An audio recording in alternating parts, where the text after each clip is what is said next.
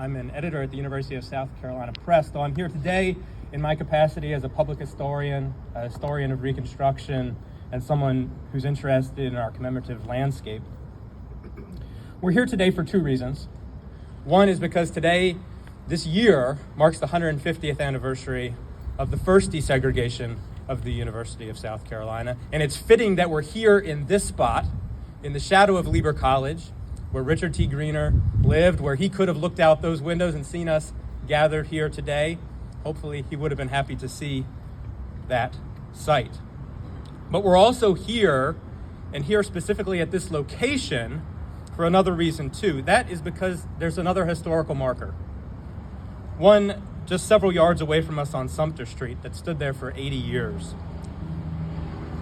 It recites in brief the milestones of the university and reads in part, chartered in 1801, entire student body volunteered for Confederate service 1861, radical control 1873 to 1877, before going on and concluding faithful index to the ambitions and fortunes of the state. Radical control, 1873 to 1877. That is why we are here. We're here to offer context for that phrase, which has stood emblazoned on that state historical marker since 1939. That is what this marker today seeks to do. That other marker was written and paid for by the Sesquicentennial Commission of 1936, a group that was organized by the city of Columbia to plan and celebrate the 150th anniversary of the 1786 designation of Columbia as the state capital. The Sesquicentennial Commission organized a number of events, but their two most enduring contributions were the purchase of land for a new state park, Sesquicentennial State Park, and the purchase and placement of 50 historical markers throughout the city and county. The principal author of those 50 markers, including the one at the head of the horseshoe, was Margaret Babcock Merriweather. Merriweather likely took special interest in the Sumter Street marker because of all the markers that she wrote for the Sesquicentennial Commission. This was the marker that she would have encountered most often. Merriweather was the wife and professional collaborator of Robert L. Merriweather, USC professor and founding director of the South Caroliniana Library.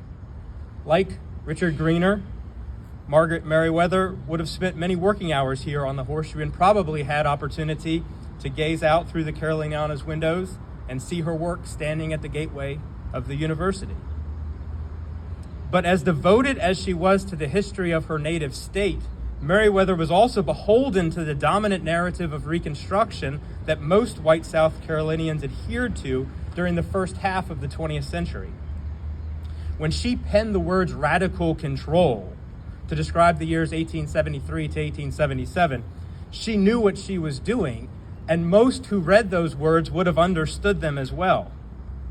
In 1939, the memory of Reconstruction continued to cast a long shadow, and when terms like radical control, along with carpetbagger, scalawag, and freedman were used, they were meant to invoke a public memory that warned against the evils that would follow the political empowerment of the state's African-American population, a population that in 1939 had only recently ceased to represent a majority of the state.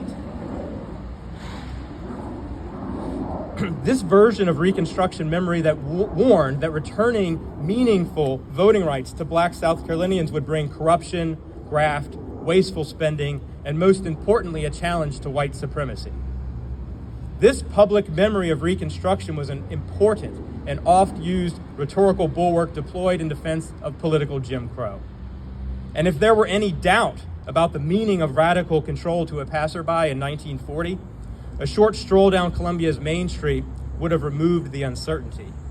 There, another Sesquicentennial Commission marker indicated the site of Columbia's first town hall. It spoke in clearer terms about Reconstruction, recounting not only that the first town hall had been burned by Union troops in 1865, but also that, quote, the city hall with opera house rebuilt here in 1874 was a monument to the public frauds of the Reconstruction era.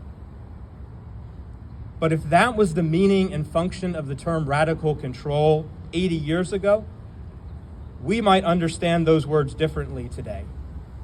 Today, it is worth remembering that the University of South Carolina, begun as South Carolina College and founded to educate the sons of the enslaver aristocracy, was, for a brief moment in the 1870s, composed almost entirely of African American students. Indeed, as a percentage of the student body, the university had a vastly higher percentage of African American students in 1875 than it does today.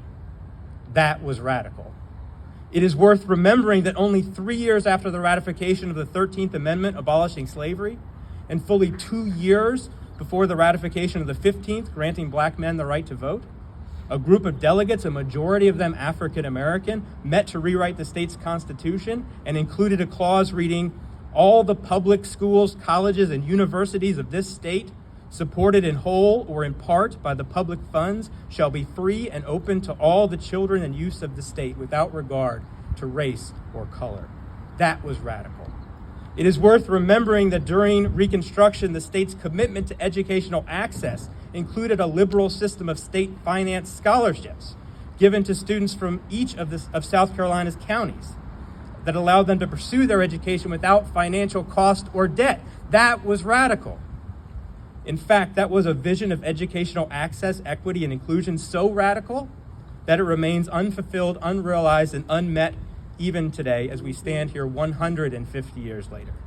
So I hope that this marker stands as both a constant reminder and a constant challenge to the university of today to meet the ideals of the Reconstruction University. If this university wants to truly celebrate the history of Reconstruction and its unique part in that story, then they should work to make manifest the radical vision of the Reconstruction era university, to ensure that we can truly and without irony say that the University of South Carolina is a faithful index to the ambitions and fortunes of the state and for all of its citizens. Thank you.